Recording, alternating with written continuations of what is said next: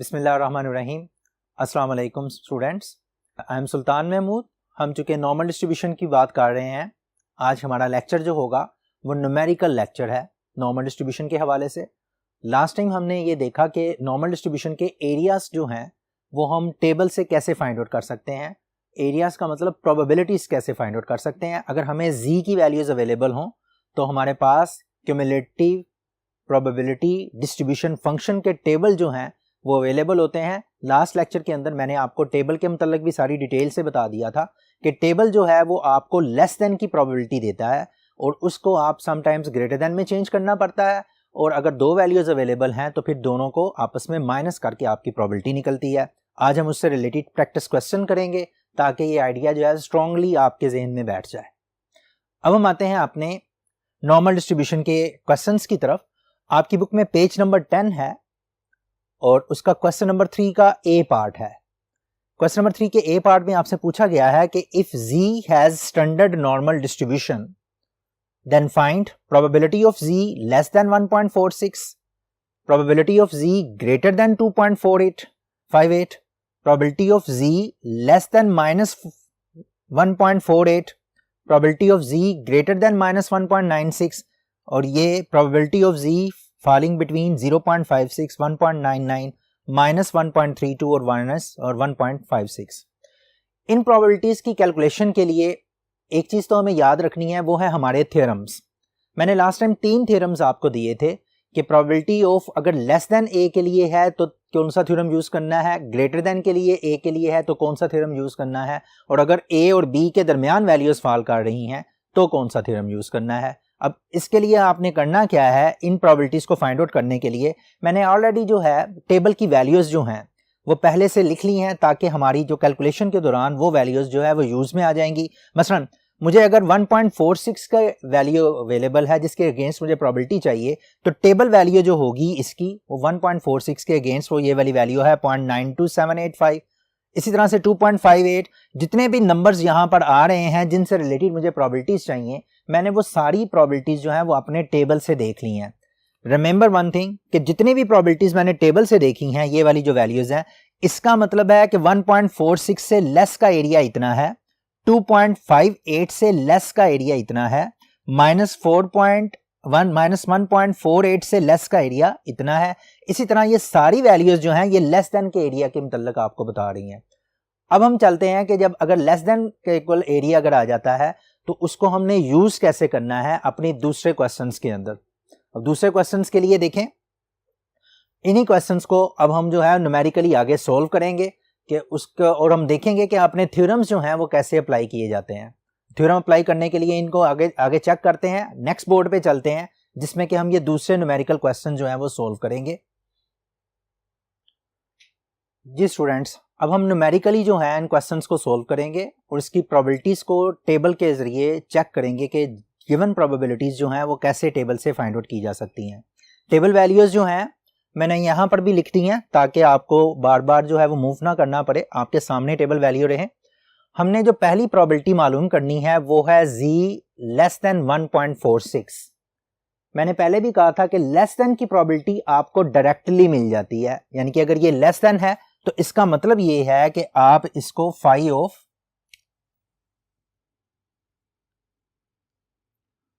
1.46 directly लिख सकते हैं और आपका आंसर जो है 1.46 का डायरेक्टली आपके पास अवेलेबल है 0.92785।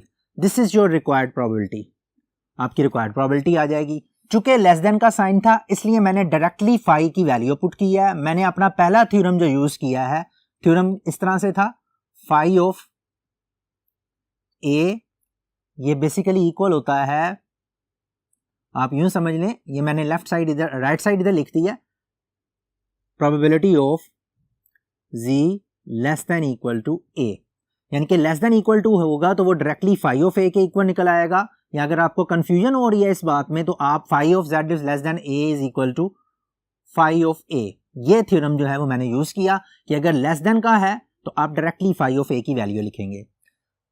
अब दूसरी प्रोबेबिलिटी अगर आप देखें तो ग्रेटर देन का है, तो अगर ये ग्रेटर देन का है तो आपके पास जो है इसको हम कन्वर्ट करते हैं 1 minus probability of z less then 2.58, और लेस देन 2.58 के लिए मैंने आपको बताया 1 माइनस फाइव ऑफ 2.58, क्योंकि लेस देन होगा तो वो 5 में कन्वर्ट हो जाएगा। आप इसको डायरेक्टली लिख सकते हैं 1 माइनस 2.58 पे जो वैल्यू है मेरे पास टेबल की वो ये है 0.99506, and your final answer will be, इसको 1 में से माइनस करें तो आपका फाइनल आंसर मिल जाएगा। आपको 1 में से माइनस करके अगर मैं चेक करूं इसे तो 1 माइनस 0.99506, ये आंसर आपके पास आ जाएगा 0.00494। ये आपकी रिक्वायर्ड प्रोबेबिलिटी निकल आएगी इस केस में। अगली प्रोबेबिलिटी जो है देखें, दोबारा से लेस देन का है तो आप इसको डायरेक्टली टेबल से देखेंगे 5 ऑफ माइनस 1.48। डायरेक्ट वैल्यू जब मैं टेबल से देखता हूं तो ये मेरे पास आता है 0.06944। आपकी रिक्वायर्ड प्रोबेबिलिटी आपके सामने, इसमें भी वही पहले वाला थ्योरम यूज हुआ है। नेक्स्ट आपके पास है ग्रेटर देन है, तो इसको मैं 1 माइनस करूंगा, माइनस 1.96, और इसको यूं लिखा जा सकता है 1 माइनस 5 ऑफ माइनस 1.96, क्योंकि ये लेस देन का है तो इसको इस शक्ल में, और आपको टेबल से वैल्यू डायरेक्टली मिलेगी 1 माइनस, ये वाली 1 माइनस के साथ माइनस 1.96 के लिए 0.025। इसको अगर मैं 1 में से माइनस करता हूं 1 minus 0.025, my answer will be 0.975। ये आपके पास डायरेक्ट वैल्यू निकल आएगी। अब इसके बाद आपके पास इन दो वैल्यूज के दरमियान आपको प्रोबेबिलिटी चाहिए।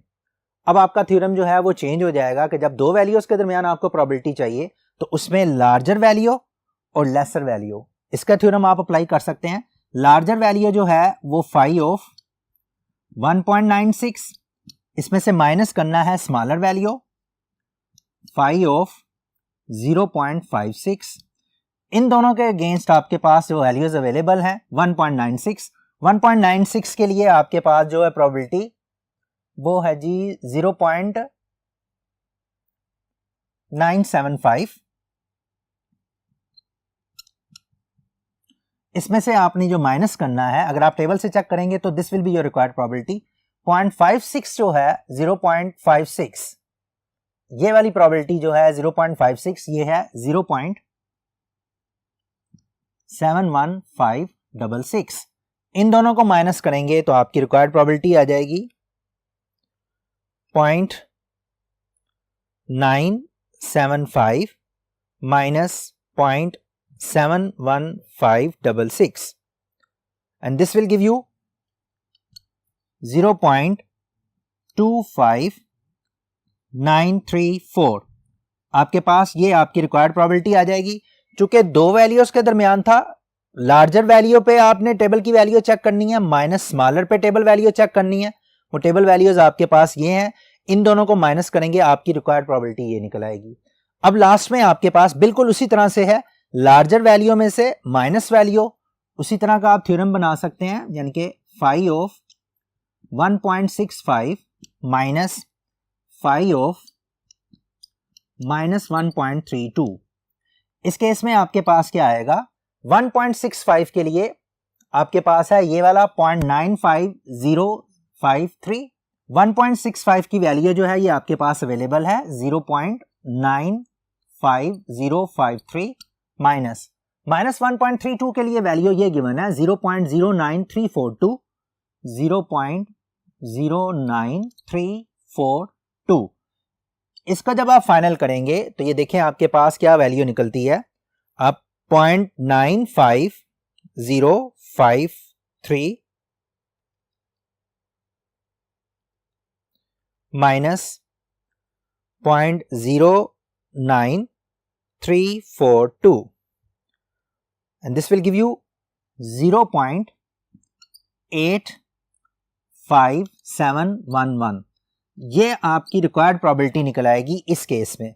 सो आपने ये ऑब्जर्व किया कि हमारे पास अगर टेबल वैल्यू जो है उसको पिक करने का लॉजिक क्या है कि जहां पर लेस देन है तो डायरेक्टली टेबल वैल्यू मिल जाती है, और जितने भी आपके पास प्रोबेबिलिटी के क्वेश्चंस होंगे हम उन तमाम क्वेश्चंस को लेस देन में कन्वर्ट करके वन में से माइनस समटाइम्स कर दिया जाता है, और उसके बाद अगर दो वैल्यूज के दरमियान है तो दोनों को आपस में डिफरेंस ले लिया जाता है। इस तरह से हम न्यूमेरिकल क्वेश्चन जो है वो इनके सोल्व कर सकते हैं।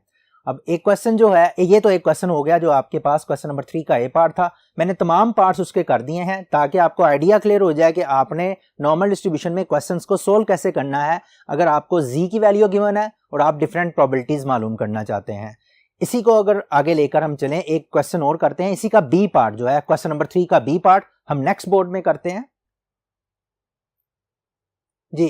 क्वेश्चन नंबर 3 का बी पार्ट जो है वो उसमें भी हमारे पास जो है बेसिकली हमारा जो मेथडोलॉजी है उसमें से वैल्यू पिक करने की टेबल में से वो सेम ही है, सिर्फ इसमें थोड़ी सी एक चेंज है, उस चेंज को भी समझ लीजिएगा। मसलन क्वेश्चन ये दिया हुआ है जी, ये मैंने बोला था tilde normally distributed, mean 0, standard deviation 1 या वेरिएंस 1, वेरीफाइड एट। इसका मतलब है कि Z is normally distributed with mean 0 and standard deviation 1। अगर ये ऐसा हो Z तो वेरीफाई करें कि probability of Z less than -2.15 is equal to probability of Z greater than 2.15। ये 2.15 से लेस और 2.15 से ग्रेटर की जो प्रोबेबिलिटी है वो हमने देखना है कि दोनों इक्वल प्रोबेबिलिटीज निकलती हैं कि नहीं निकलती। अब इसके लिए देखें जरा, इक्वल प्रोबेबिलिटीज निकालने के लिए मैं पहले लेफ्ट हैंड साइड कंसीडर करूंगा और फिर उसके बाद राइट हैंड साइड पे आएंगे। जब मैं लेफ्ट हैंड साइड की बात करता हूं तो यहां पर आप इसको सोल्व कर सकते हैं। लेफ्ट हैंड साइड में प्रोबेबिलिटी है z लेस देन -2.15। अब चूंकि ये लेस देन का साइन है तो ये आपको डायरेक्टली टेबल से वैल्यू मिल सकती है -2.15, और 2.15 पे जो टेबल की वैल्यू है वो है 0.01578। ये मैंने टेबल वैल्यू इसकी लिखी हुई है। यहां पर आपके पास आ जाएगा ये लेफ्ट हैंड साइड, और जब आप राइट हैंड साइड पे आएंगे, राइट हैंड साइड में आपने ये वाली वैल्यू देखनी है, probability of z is greater than 2.15।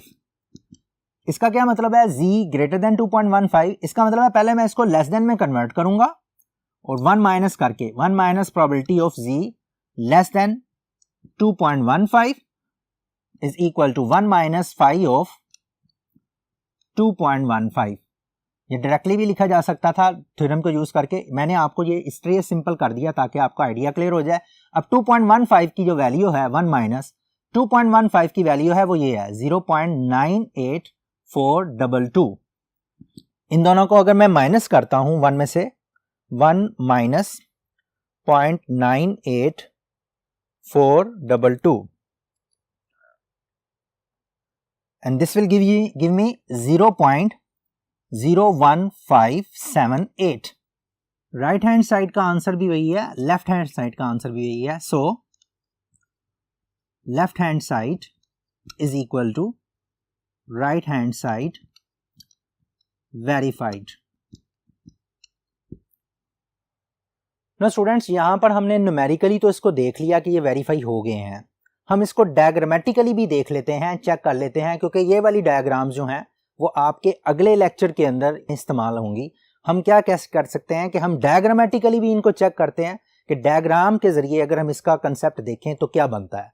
मसलन हमारे पास जो पहला था लेफ्ट हैंड साइड के लिए ये वाला, इसका एरिया अगर मैं मालूम करना चाहूं तो ये इस तरह की सिचुएशन बनती है। ये वाली डायग्राम, लेफ्ट हैंड साइड की डायग्राम ऐसे बनेगी।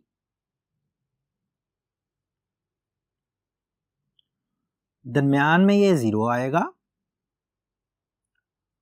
आपको -2.15 से लेस का एरिया चाहिए। इसका मतलब है कि 0 से पीछे होगा ना -2.15, ये वाला जो फर्ज कर लेते हैं कि यहां पर मैं लिख रहा हूं -2.15, क्योंकि ये नेगेटिव वैल्यू है इसलिए ये 0 से लेफ्ट साइड की तरफ आएगी, और आपका रिक्वायर्ड एरिया जो है वो इस केस में ये बन जाएगा। फर्ज करें मैं इसको ब्लू डॉट से रिप्रेजेंट कर रहा हूं, this is your required area. अब चूंकि हमने ये बात की हुई है कि जो भी नॉर्मल टेबल है, जो हम टेबल यूज कर रहे हैं, वो किसी स्पेसिफिक वैल्यू से लेस का एरिया डायरेक्टली आपको दे देता है। तो -2.15 से लेस का एरिया डायरेक्टली जब मैंने टेबल से देखा तो मेरे पास आंसर यही निकलता है, and this is my required answer 0.01578। ये वो एरिया है जो कि लेस देन के केस में था। अब ये तो है हमारे पास लेफ्ट हैंड साइड जो हमें यहाँ पर मिल जाता है। हम आते हैं अपनी राइट हैंड साइड की तरफ। राइट हैंड साइड में अगर आप चीज़ों को ऑब्जर्व करें तो z जो है वो ग्रेटर देन 2.15 है। अगर मैं ग्रेटर देन 2.15 के अगेंस्ट इसकी ग्राफ बनाता हूं, ये फर्ज कर लें,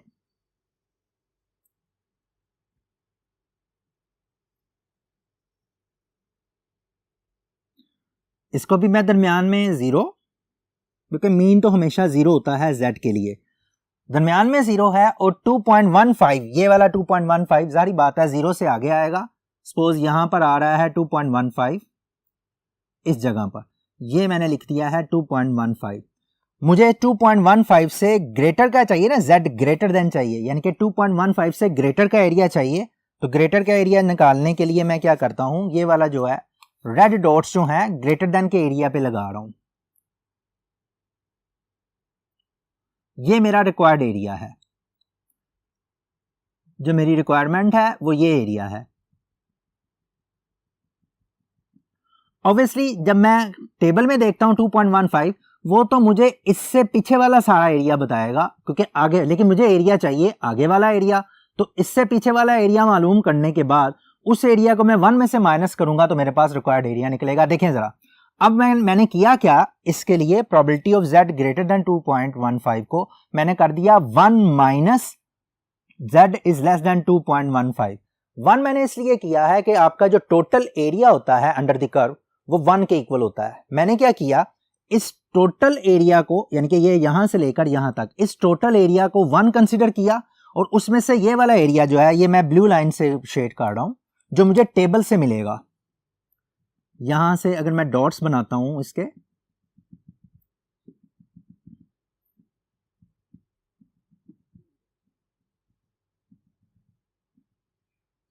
ये वाला एरिया जो है ये मुझे टेबल से मिल जाएगा। वो टेबल वैल्यू जो है इस एरिया की वो बनती है जी 0.1578।